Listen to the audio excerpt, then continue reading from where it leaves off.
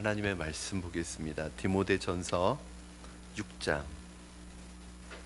디모데전서 6장 11절부터 21절까지 마지막 절까지 보도록 하겠습니다. 신약 성경 342쪽에 있습니다. 디모데전서 6장 11절부터 21절까지 저와 여러분 한 절씩 교독하시고 마지막 21절 말씀은 합독해서 우리 같이 하나님의 말씀을 받도록 하겠습니다. 제가 먼저 봉독하겠습니다. 오직 너 하나님의 사람아, 이것들을 피하고 의와 경건과 믿음과 사랑과 인내와 온유를 따르며 믿음의 선한 싸움을 싸우라. 영생을 취하라. 이를 위하여 내가 부르심을 받았고 많은 증인들 앞에서 선한 증언을 하였도다. 만물을 살게 하신 하나님 앞과 본디오 빌라도를 향하여 선한 증언을 하신 그리스도 예수 앞에서 내가 너를 명하노니 우리 주 예수 그리스도께서 나타나실 때까지 흠도 없고 책망받을 것도 없이 이 명령을 지키라. 기약이 이르면 하나님이 그의 나타나심을 보이시리니 하나님은 복되시고 유일하신 주권자이시며 만왕의 왕이시며 만주의 주시오. 오직 그에게만 죽지 아니함이 있고 가까이 가지 못할 빛에 거하시고 어떤 사람도 보지 못하였고 또 볼 수 없는 이시니 그에게 존귀와 영원한 권능을 돌릴지어다. 아멘. 내가 이 세대의 부한 자들을 명하여 마음을 높이지 말고 정함이 없는 재물에 소망을 두지 말고 오직 우리에게 모든 것을 후히 주사 누리게 하시는 하나님께 두며 선을 행하고 선한 사업을 많이 하고 나누어 주기를 좋아하며 부러운 자가 되게 하라. 이것이 장래의 자기를 위하여 좋은 터를 쌓아 참된 생명을 취하는 것이니라. 디모데야, 망령되고 헛된 말과 거짓된 지식의 본론을 피함으로 내게 부탁한 것을 지키라. 이것을 따르는 사람들이 믿음에서 벗어났느니라. 은혜가 너희와 함께 있을지어다. 아멘. 아멘. 앞에 터좀 좀 꺼주세요. 네, 우리 수련회가 은혜 가운데 잘 끝났고 우리 또 학생들이 참 위드유는 우리 전도사님이 잘 이끌어 가시지만 스텝 선생님들이 참 귀한 분들이세요. 정말 귀한 분들이세요. 어쨌든 우리 아이들이 이 학생부 수련회 갔다 오면 은혜를 많이 받고 와요. 아마 말씀도 메시지도 메시지지만 그 선생님들의 어떤 섬김과 이런 모습 속에서 많은 은혜를 받고 오는 것 같아요. 그래서 어저께 잘 돌아왔고 전사님 오늘 목이 굉장히 많이 쉬었는데도 선택의 여지가 없이 오늘 또 찬양 인도를 했어요. 근데 또 이 찬양 인도나 이 기도의 인도는 쉰 목소리로 해야 좀 은혜스러워요. 그렇죠? 그래서 또 더 은혜스러웠어요. 전사님 감사합니다. 이제 오늘 말씀으로 그 모든 디모데 전서의 말씀이 마무리가 됩니다. 참 올해 작년 말부터 우리에게 좀 새로운 것 같아요. 이 요한계시록의 말씀을 세 번째 우리 교회에서 묵상하는데 다른 차원에서 들리기 시작했어요. 계시록 말씀이. 근데 디모데 전서의 말씀은 참 우리하고 친숙하지 않은 말씀이에요. 그렇죠? 우리가 그렇게 좋아하고 선호하는 말씀도 아니에요. 나하고 좀 거리가 있다고 생각하는 말씀인데 하나님께서 기가 막힌 것 같아요. 이게 그 타이밍이나 그때 우리가 본문을 정한 것도 아닌데 주어진 본문에 따라서 우리가 말씀을 묵상해 나가는데 어떻게 보면 가장 우리 교회에 필요하고 가장 우리 교회에 지금 필요한 말씀들을 그때그때 주시고, 그래서 저는 이번에 디모데 전서의 말씀을 묵상하면서 또 다른 은혜가 있더라고요. 여러분들은 어떠셨는지 모르겠습니다. 디모데 전서는 목회서신이라는 이름이 붙어 있어요. 디모데 전서, 디모데 후서, 그리고 디도서. 즉 영적인 아버지인 바울이 영적인 아들인 디모데에게 어떻게 보면 어떻게 하면 목회를 잘할 수 있는지, 교회를 잘 다스릴 수 있는지를 지침을 주는 어떤 목회 컨설팅, 목회 그 멘토링이라고 할 수 있어요. 그런데 우리가 디모데전서의 마지막 장에 이르러서 저도 느끼고 여러분도 느끼는 것은 이 교회에 대한 이야기를 그렇게 6장에 걸쳐서 하면서 어떤 교회 행정이 어때야 되느냐 뭐 이런 얘기가 별로 없는 거예요. 교회가 어떤 조직을 갖춰야 되고 어떤 일을 해야 되고 이런 어떤 사람이 가지고 있는 기능적인 일에 대한 이야기보다 훨씬 더 많은 부분에서 뭘 얘기하고 있어요? 교회 얘기를 하면서 바로 어떤 사람이 되어야 되느냐를 얘기하고 있어요. 그러니까 어떤 일을 해야 되느냐를 얘기하고 있는 것이 아니라 어떤 사람이 되어야 되느냐를 얘기하고 있습니다. 성경은 우리 한 사람 한 사람이 하나님의 사람이 되기를 원하는 마음을 가지고 있습니다. 결국 사역의 문제는 우리가 어떤 일을 하고 하느냐의 문제가 아니라 우리가 어떤 하나님의 사람으로 준비되었느냐의 문제라는 것을 디모데전서의 말씀을 통해서 우리가 알게 되었습니다. 오늘 바울은 디모데전서 편지를 마감하는 이 장에서 이 사람됨의 문제로 다시 돌아오는데 11절 말씀을 어떤 말씀으로 시작하고 있죠? 오직 너 하나님의 사람아 이렇게 시작하고 있습니다. 하나님의 사람아. 여러분 성경이 추구하는 가장 그리스도인들의 이상적인 그리스도인의 상이 뭔지 아세요? 가장 이상적인 그리스도인의 상, 그리스도의 상이 아니라 그리스도인의 가장 이상적인 모델을 성경은 뭘로 제시하고 있는지 아세요? 하나님의 사람이 되는 거예요.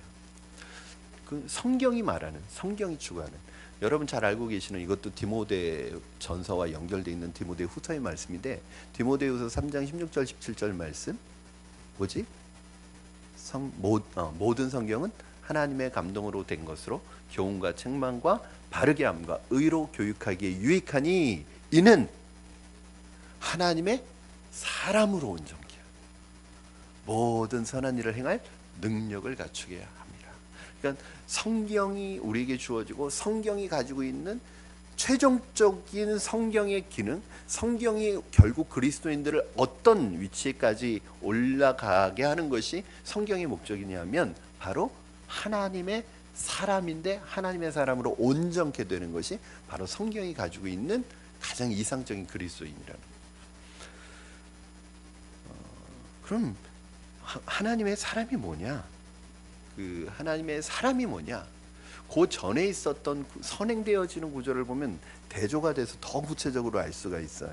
여러분 그 앞에 보시면 하나님의 사람과 반대되는 사람이 있어요. 우리 9절 10절 말씀 디모데전서 6장 9절 10절 한번 같이 읽어볼까요? 시작.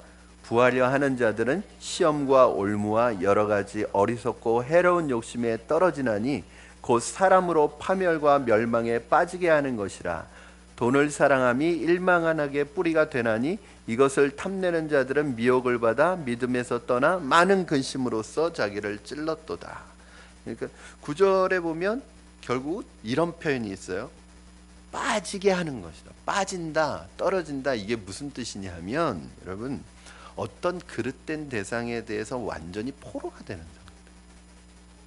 그러니까 어떤 대상에 포로가 되는 상태, 노예가 되는 상태를 빠진다고 그러는 거예요. 그런데 하나님의 사람과 반대가 되는, 대조가 되는 그 잘못된 가르침을 가지고 있었던 사람들의 특징이 뭐예요? 뭐에 빠졌어요?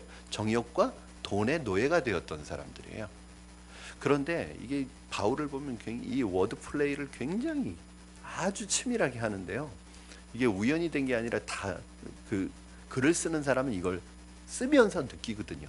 이거를 일부러 이렇게 써야지가 아니라 그렇게 써져요, 글이.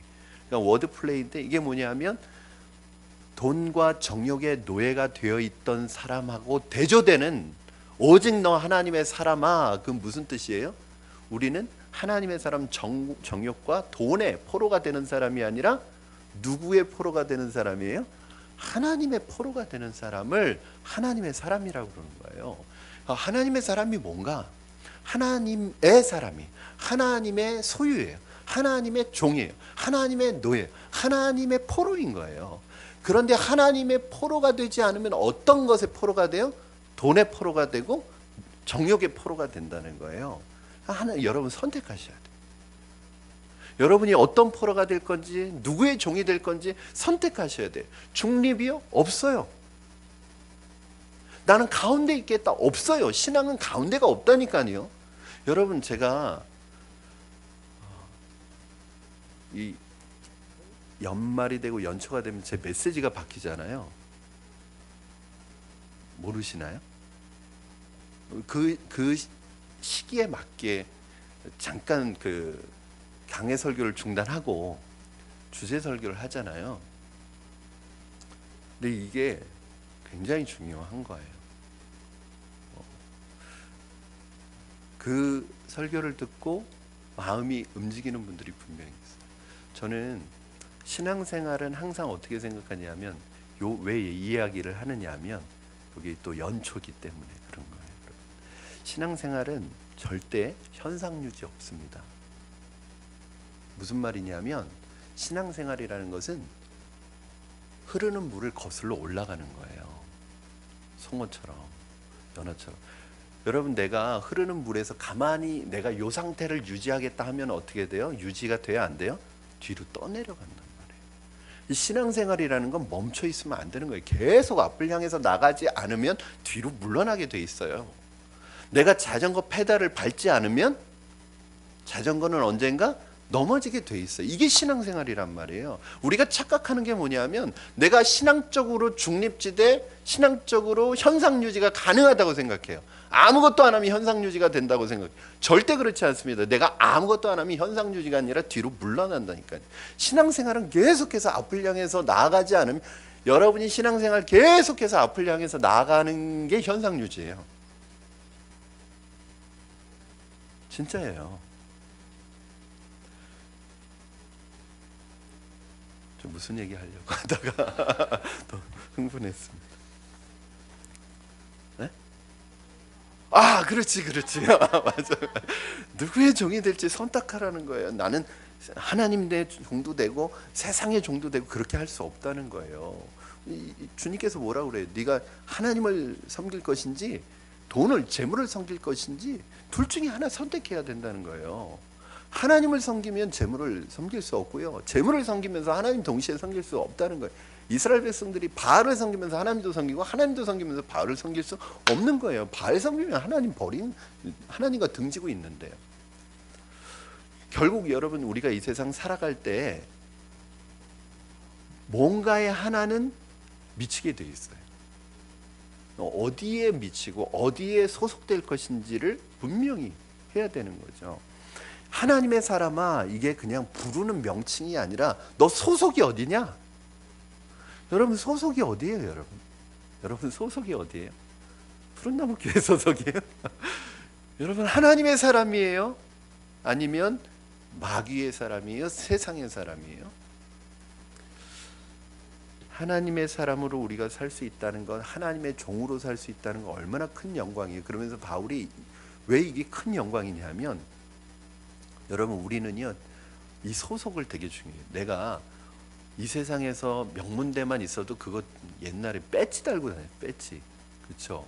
자랑하려고. 내가 어느 대학에 소속돼 있는 것도 굉장히 귀하게 여겨요. 내가 누구 아래서 지금 박사학위 논문을 하고 있느냐, 이거 굉장히 자랑스럽게 생각하잖아요. 그런데 여러분, 하물며 인간의 어떤 존경받는 사람, 내가 밑에 외국에서는 이걸 학파라고 그러는데, 그 학파 안에 있는 것 자체를 자랑스럽게 생각한단 말이에요. 근데 저와 여러분의 소속이 어디냐? 어디에? 하나님의 소속이라는 거예요. 그러니까 바울이 이게 감격스러워서 우리가 소속되어 있는 우리의 주인인 하나님이 어떤 분이냐를 설명하는 게 바로 15절 말씀이에요. 여러분이 주인으로 섬기고 여러분이 소속되어 있는 그 하나님이 얼마나 놀라운 하나님이냐면, 이런 하나님의 종이라는 것이 나는 너무 자랑스럽다는 거예요. 우리 15절 말씀, 오늘 본문 15절 말씀 같이 읽겠습니다. 시작.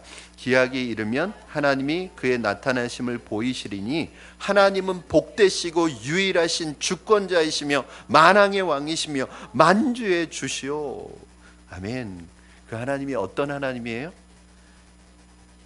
전능하신 불멸의 하나님이시고, 인간이 절대 흉내낼 수 없는 절대적인 거룩함을 가지고 계시는 영광스러우신 만왕의 왕이요 만주의 주이신, 이 세상에 그 어떤 것도 당해낼 수 없는 완벽하신 완전하신 그 하나님이 우리의 바로 주인이라는 거예요. 이게 놀라운 거예요, 여러분. 우리가 이 정체성만 있어도 어디 가서 기죽지 않을 거예요.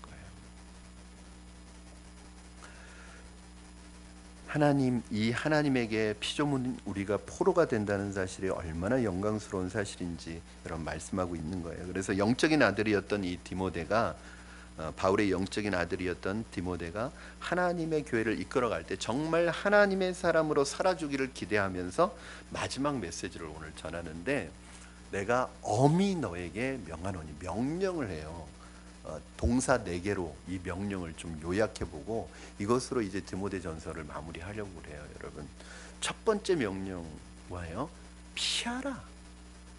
네가 하나님의 사람으로 온전해지려면, 하나님의 사람으로 살아가려면 어떻게 해야 돼? 피하래요. 뭘 피하라고 그래요? 이것들을 피하래요. 이것들이 뭐예요? 지시하는 게 있네요. 여기 지시하는 게 있네. 이것이네요. 그죠? 뭐죠? 그것도 이것들이라고 하는 거 보니까 단수가 아니라 복수네요. 그렇죠? 이게 관찰이에요. 이게 내용 관찰이에요. 그러면 이것들, 그럼 이거 그냥 지나가죠? 이게 뭔지 찾아 올라가야죠. 뭐예요, 이것들? 돈에 대한 유혹을 피하라는 거죠. 돈에 대한 유혹. 여러분, 우리의 경건에 있어서 가장 큰 적이 뭐냐면 돈을 사랑하는 마음이에요. 여러분, 그 가시떨기에 뿌려진 이 씨가 잘 뿌리를 내리고요, 자라요. 자라가다가 막혀버려요. 뭐에 막히냐면 가시의 기운에 막힌다고 그래요. 가시의 기운을 예수님이 뭐라고 설명해 줘요?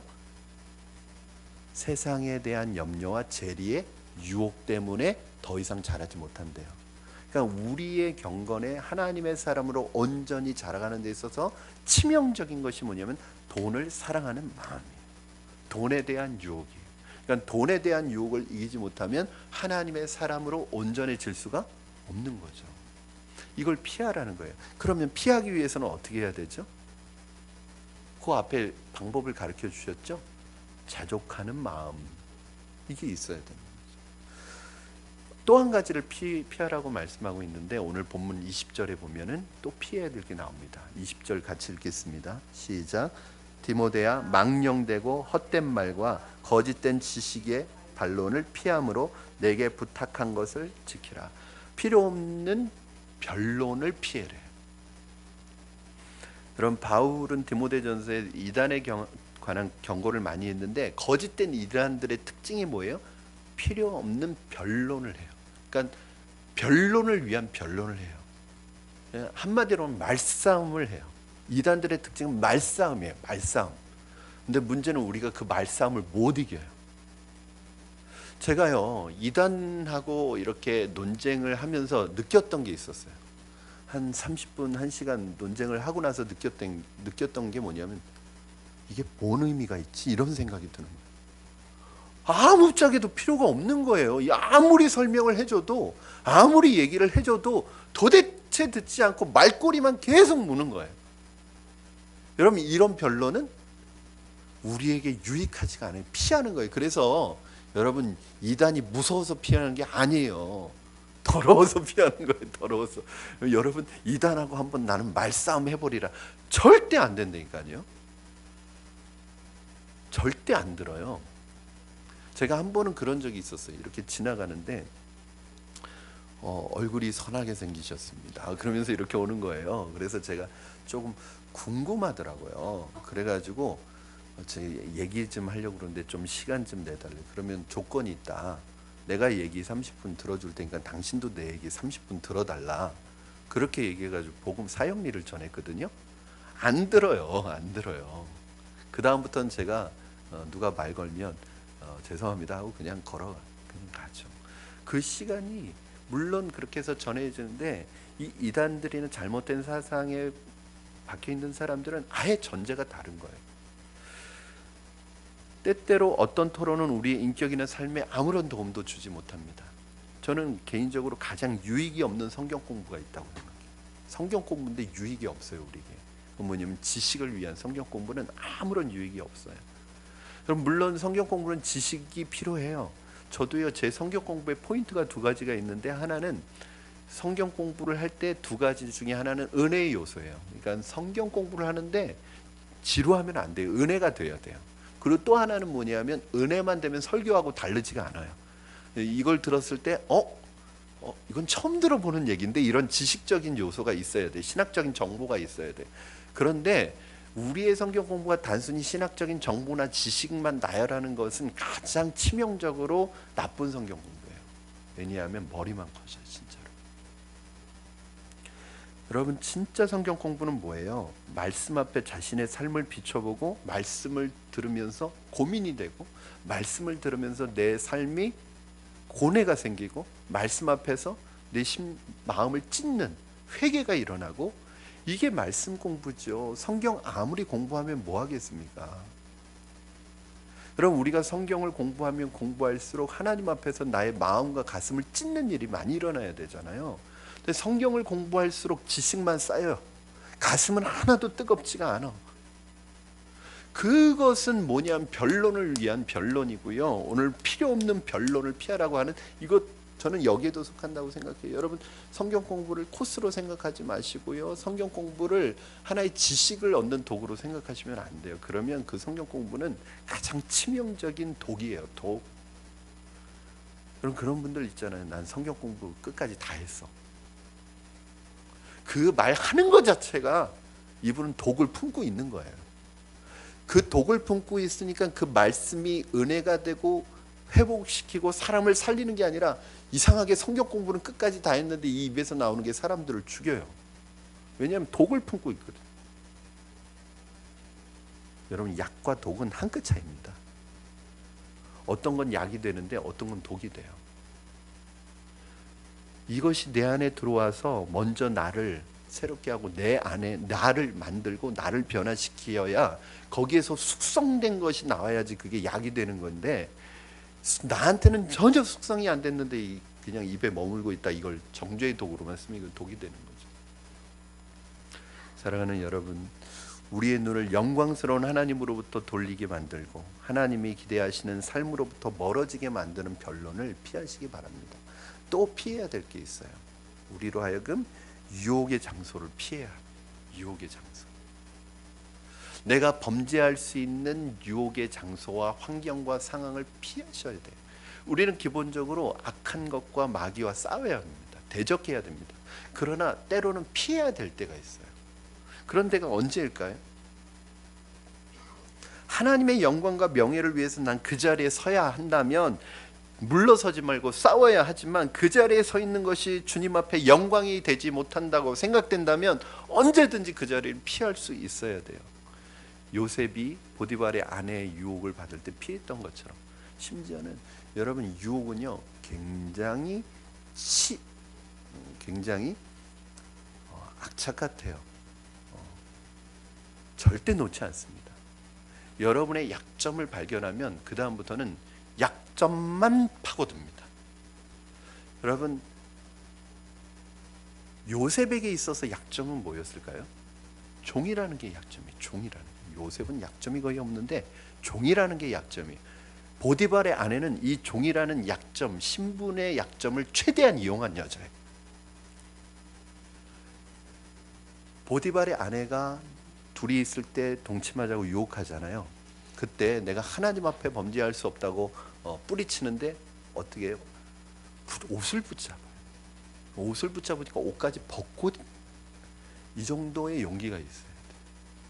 붙잡으니까 나는 안 하려고 했는데 어쩔 수 없이 그랬어. 환경이 그랬어. 그러면 그거는 안 되는 거예요.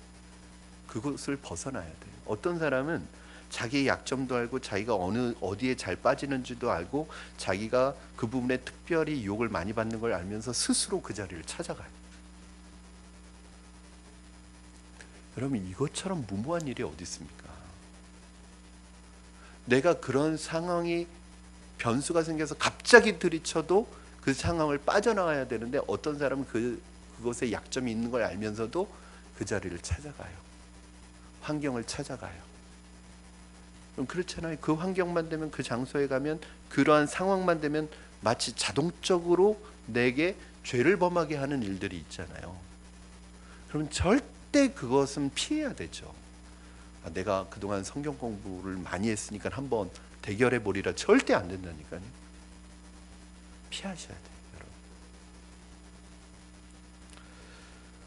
디모데후서 2장 20절 23절 왜 우리가 피해야 되는지를 보여주고 있어요. 여러분, 디모데 후서입니다. 2장 20절 21절 같이 읽겠습니다. 시작.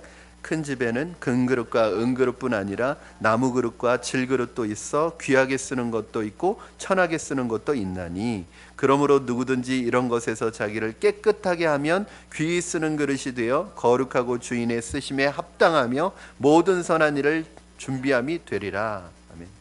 여러분, 하나님께서는 어떤 사람을 하나님의 사람으로 사용하십니까? 금그릇이나 은그릇처럼 비싸고 화려한 그릇을 하나님이 사용하시나요? 금수저, 은수저를 가지고 태어난 사람입니까? 아닙니다.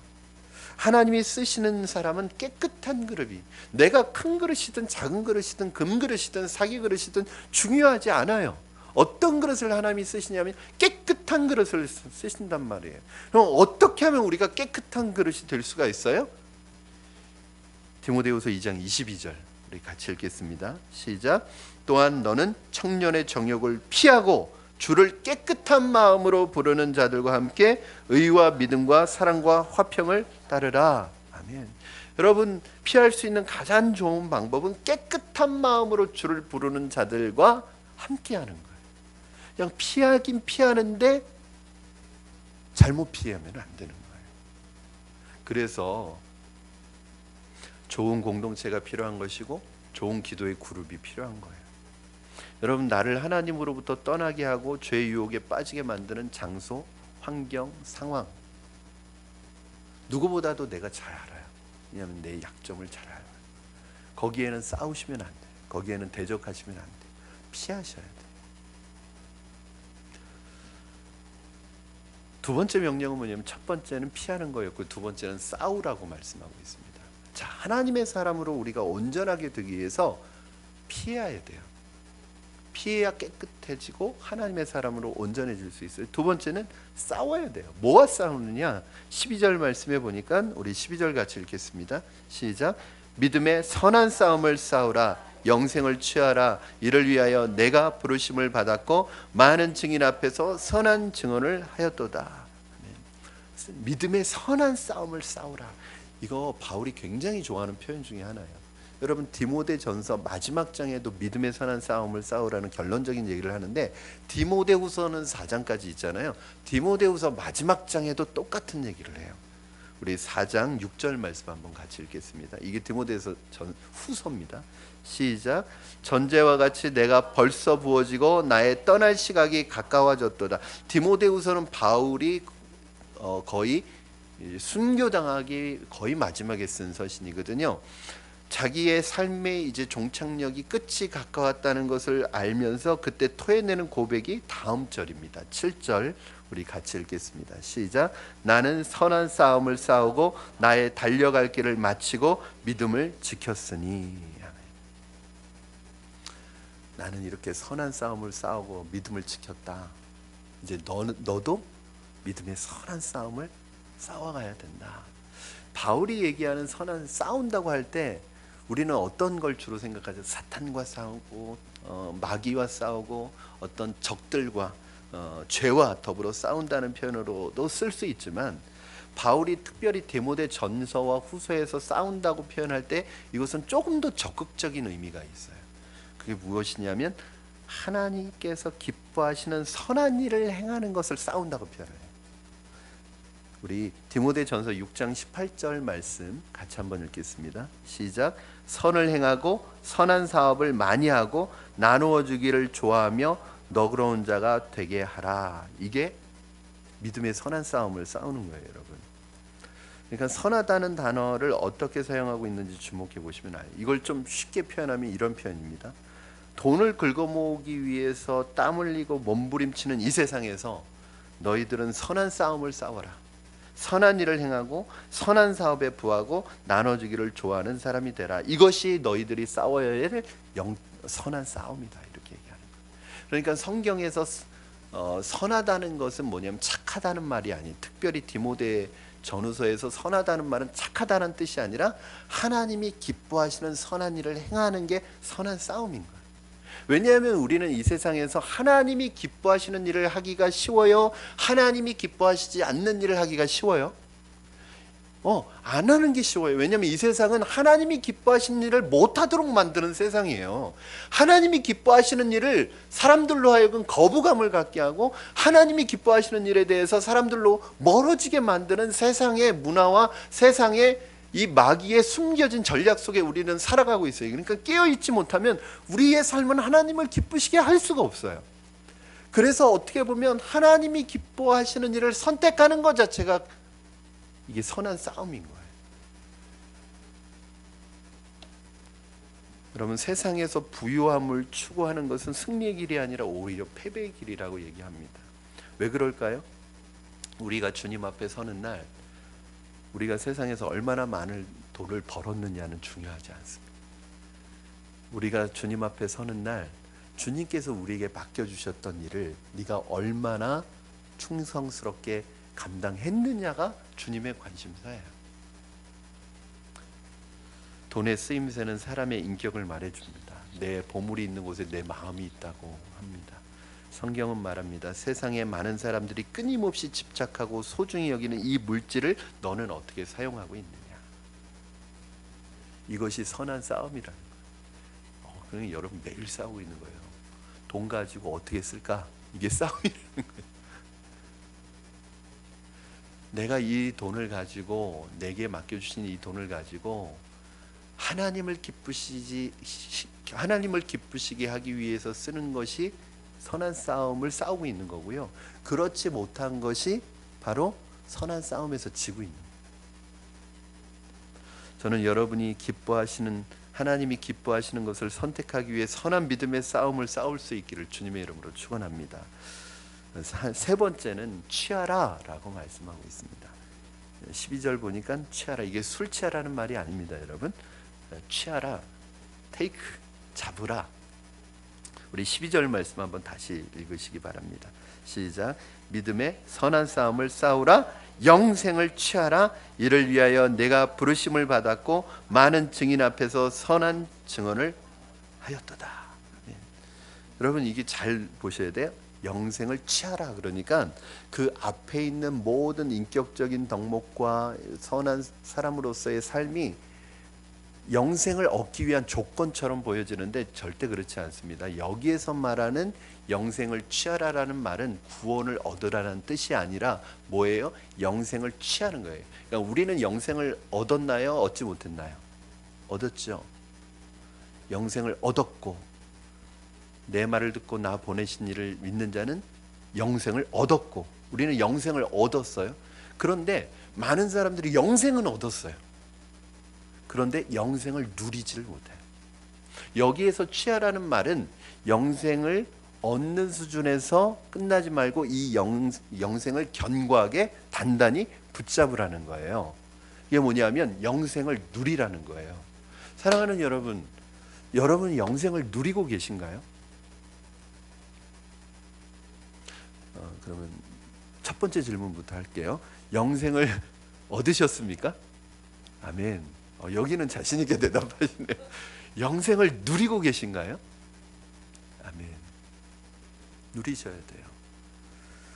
그럼 주님을 기쁘게 해드리기 위해 그분이 내게 축복하신 그 모든 것을 그분이 기뻐하시는 사업을 위해 사용하는 것, 내 소망은 어디에 있지 않다. 나는 오직 하나님의 나라에 소망을 두는 것, 이 영생을 누리는 거죠. 사실은 영접하는 자 곧 그 이름을 믿는 자들에게는 하나님의 자녀가 되게 하셨느니라 하지 않고 하나님의 자녀가 되는 권세를 주셨느니라 이 말씀을 하고 있는. 그러니까 하나님의 자녀가 되었느니라 하고 하나님의 자녀가 되는 권세를 주셨느니라고는 굉장히 차이가 많은 거예요. 여러분, 내가 예수 믿으면 하나님의 자녀가 됐어요. 여러분, 영생 얻었어요. 영생을 누리고 있느냐? 그건 또 별개예요. 여러분, 영생은 언제 누려요? 내가 하나님의 자녀의 권세는 언제 누려요? 내가 하나님의 자녀라는 사실을 깨닫고 그 정체성이 내 안에 확실해 누릴 수 있는 거예요. 이 세상에 보면요, 많은 사람들이 자기가 찾아 먹어야 될 거 못 찾아 먹는 사람 굉장히 많아요. 어떤 분이 그러더라고요. 저도 병원에 대해서는 잘 모르지만 몰라서 못 찾아 먹는 게 너무 많아요. 그 유학 가잖아요. 유학 가면은 아는 사람만 찾아먹는 장학금이 있다니까요. 그러니까 대부분의 사람 몰라서 못 찾아먹는 거예요. 여러분, 우리가 하나님은 우리에게 너희들 하나님의 자녀가 됐으니까 천국 갈 때까지 이 세상에서는 그냥 그럭저럭 살다 와. 그냥 비참한 삶을 살다 와. 그냥 이 땅 견디다가 와. 이렇게 말씀하시지 않으셨단 말이에요. 너희가 영접하는 자 곧 그 이름을 믿는 자들에게는 하나님의 자녀가 되는 권세, 이 권세가 뭐예요? 파워, 능력을 주셨다고 말씀하고 있다면 이건 우리에게 주신 특권이란 말이에요. 근데 대부분의 분들은 특권을 사용하지 못하고 다 무기는 있으나 그 무기를 전혀 사용하지 못하는 무기를 가지고 있는 거예요. 사랑하는 여러분, 저는 여러분이 영생 얻은 것에서 만족하지 마시고 그 영생을 누리는 삶을 살아가시기를 주님의 이름으로 축원합니다. 이것이요, 왜 그렇게 할 수 있어요? 19절이에요. 여기에 비밀이 있는 거예요. 자, 우리 19절 말씀 같이 읽겠습니다. 시작. 이것이 장래에 자기를 위하여 좋은 터를 쌓아 참된 생명을 취하는 것이니라. 아멘. 내세에 대한 정체성이 확실한 사람은 현세를 믿음으로 능력 있게 살아가요. 할렐루야. 이게 참 아이러니예요. 현세에 집착하는 사람은 현실도 잘 못 살아. 현실도 엉망이야. 왜냐하면 눈앞에 보이는 것만 보고 살아가니까. 그런데 내세에 대한 정체성이 있고 우리의 장래를 위하여 좋은 터를 쌓아 참된 생명을 취한, 우리의 장래를 위하여 우리는 이미 좋은 터를 쌓아놓은 사람들이에요. 다른 말로 하면 여러분, 든든한 백이 있는 사람들이에요. 저와 여러분. 이게요, 사람이 어떤 위기나 어려움에 처했을 때 백이 있는 사람과 백이 없는 사람은 얼굴 표정이 다르더라고요. 어떤 위기에 처해 있는데 든든한 돈을 가지고 있는 사람은 걱정을 하나도 안 해요. 어떤 위기에 처해 있는데 어떤 믿을 만한 문제를 해결해 줄 사람이 있는 사람은 얼굴에 걱정, 근심의 빛이 없어요. 근데 그 백이 없는 사람은 작은 일만 만나도 불안해요. 근데 여러분, 우리는 어떤 백을 가지고 있는 거예요? 장래에 좋은 터를 하나님께서 내세에 대한 소망을, 우리에게 하나님 나라에 대한 소망을 주셔서 이것이 너희의 백이라는 거예요. 할렐루야. 저는 여러분, 이 백이 여러분에게 다 있기를 주님의 이름으로 축원합니다. 그래야지 우리는 영생을 누리는 삶을 살고 있어요. 여러분, 제가 늘 말씀드리죠. 영생은 천국 가서 얻는 거다? 아니죠. 여러분 지금 영생을 살고 계신 거죠.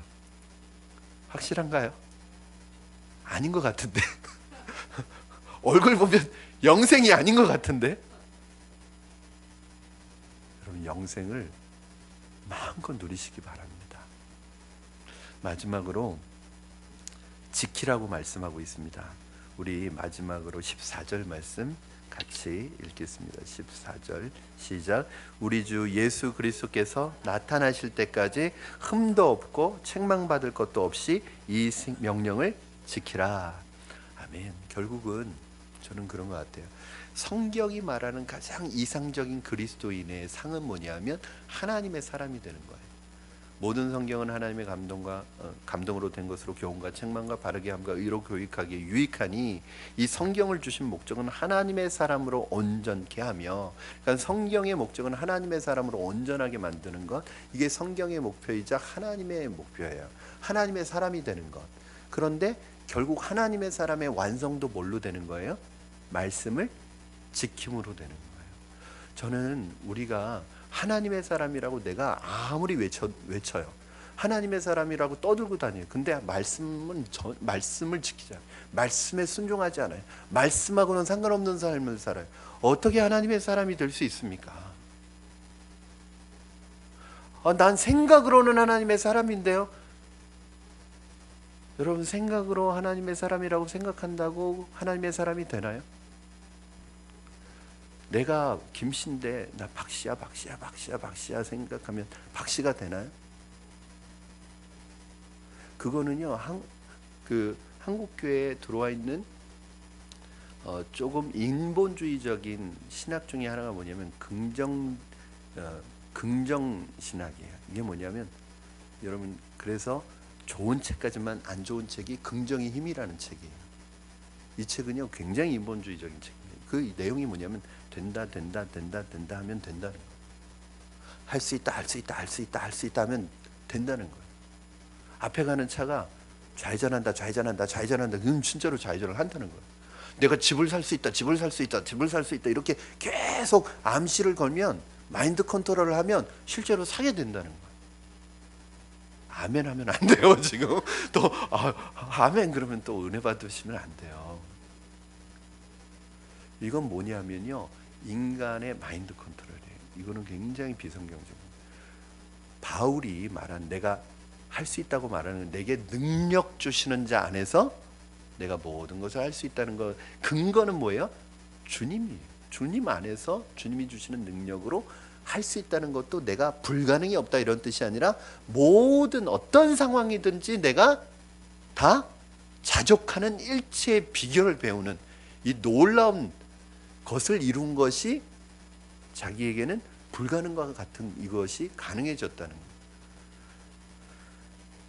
여러분, 결국은 하나님의 말씀을 지키는 것이 내가 하나님의 사람이라는 가장 중요한, 하나님의 사람으로서의 나의 가장 중요한 하나의 사인인 거예요. 결국은 어쩔 수 없이 너희들은 말씀을 지켜라 이게 아니라, 이게 우리에게 어떤 결과를 가져다 줘요? 하나님의 사람이 되고, 하나님의 사람이 된다는 건 뭐예요? 이 세상 그 누구에게 속한 사람과 비교할 수 없는 복을 누리는 사람이 된다는 거예요. 여러분, 교회 생활할 때 이건 결국 교회에 주신 말씀이잖아요. 교회에 있지만 하나님의 사람이 아닐 수 있다는 거예요. 교회에 있지만 하나님의 사람으로 거듭나지 못할 수 있다는 것. 교회에 있지만 여전히 아무개의 사람이고, 교회에 있지만, 그래서 오늘 이 본문에 보면 사람에게 빠지는 거는 정말 잘못된 거예요. 사람에게 빠지는 게 아니에요. 여러분, 그럴 리는 없겠지만 저한테 빠지지 마세요. 저한테 빠지지 마세요. 이거는요 이단으로 가는 지름길이에요. 그 사람에게 빠지면 하나님의 말씀이 안 보여요. 내 신앙이 아무리 뜨거워도 사람에게, 누군가에게 빠지고 있으면 그것은 잘못된 신앙이에요. 우리는 정말 좋은 리더, 좋은 영적 지도자는 어떤 사람이에요? 점점 예수님에게 빠지게 만드는 사람. 말씀을 정리합니다, 여러분. 너 하나님의 사람아, 오늘 이 순간 여러분이 인생에서 가장 강렬하게 추구하는 것은 무엇입니까? 그것이 돈이라면 여러분은 돈의 포로입니다. 여러분을 지배하고 있는 가장 강렬한 힘이 정욕이라면 여러분은 정욕의 포로이고 정욕의 사람입니다. 여러분을 지배하고 있는 가장 중요한 것이 자존심이라면 여러분 자기 자신의 노예가 된 사람입니다. 오늘 이 시간 이렇게 고백했으면 좋겠습니다. 주님, 제가 주님께만 포로가 되기를 원합니다. 주님의 노예가 되기를 원합니다. 주님의 종이 되기를 원합니다. 여러분, 몸부림을 쳐도 지고 갈 수 없는 돈을 위해서 그것의 노예가 되어 살아가는 우리 주변의 많은 사람들 앞에서 하나님의 영광과 주님이 기뻐하시는 사업을 위해서 돈을 사용하고 살아가는 내 삶을 보았을 때 세상 사람들이 여러분을 보면서 영원한 소망을 발견하게 되는 거죠. 그리고 여러분의 안에 있는 소망이 진짜라는 것을 알게 되는 거죠. 여러분, 참으로 하나님의 사람이라고 말할 수 있습니다. 저는 우리 이 시간에 옆에 분과 그렇게 인사했으면 좋겠습니다. 당신은 참으로 하나님의 사람입니다. 아멘. 이 시간에 같이 찬양하시고